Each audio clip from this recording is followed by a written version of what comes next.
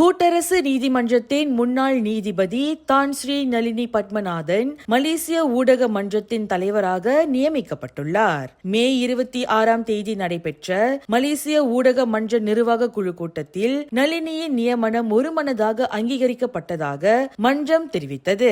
18 ஆண்டுகள் நீதித்துறையில் பணியாற்றிய நளினி கடந்த பிப்ரவரி மாதம் கூட்டரசு நீதிமன்ற நீதிபதி பொறுப்பிலிருந்து ஓய்வு பெற்றார். தற்போது தான் ஸ்ரீ நளினி பத்மநாதன் அனைத்துலக வழக்கறிஞர் சங்க நீதிபதிகள் மன்றத்தின் துணை தலைவராகவும் வர்த்தக நீதிமன்றங்களுக்கான அனைத்துலக நிலை மன்றத்தின் வழிகாட்டல் குழு உறுப்பினராகவும் கத்தார் அனைத்துலக நீதிமன்றம் மற்றும் தகராறு தீர்வு மையத்தில் நீதிபதியாகவும் பணியாற்றி வருகிறார். 2025 ஆண்டு மலேசிய ஊடக மன்ற சட்டத்தின் கீழ் உருவாக்கப்பட்ட MMC ஊடக நெறிமுறைகளை மேம்படுத்துதல், பொதுமக்கள் புகார் முறைகளை கையாளுதல், ஊடக சுதந்திரத்தை பாதுகாத்தல் ஆகிய பொறுப்புகளை கவனிக்கின்றது.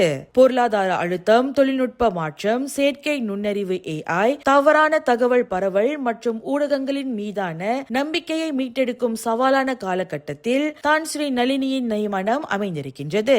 அவரது தலைமைத்துவ திறன்கள் நாட்டின் ஊடக ஒழுக்க நெறிகளை வலுப்படுத்த உதவும் என தகவல் தொடர்பு அமைச்சர் டத்தோ ஃபாமி ஃபட்சில் நம்பிக்கை தெரிவித்தார்.